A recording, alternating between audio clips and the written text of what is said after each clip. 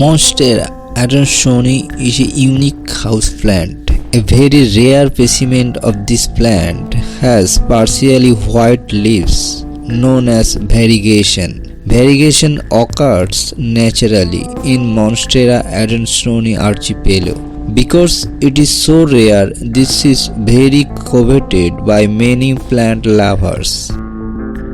The plant needs more light than most monsteras because of its variegated leaves. The soil should be well draining and the plant needs lots of indirect but bright sunlight. The monstera plant is perfect for hanging basket. Caring for the plant is a bit different than caring for other plant. This plant needs well draining soil which ensures that the plant is not overwatered. pH of the soil should range between 5.5 to 7 pH.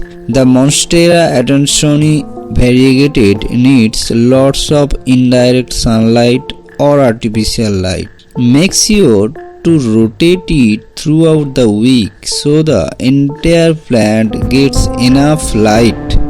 This plant needs moist soil and the temperature should be within 19 degrees Celsius to 26 Celsius. That is, it is not too hot or too cold.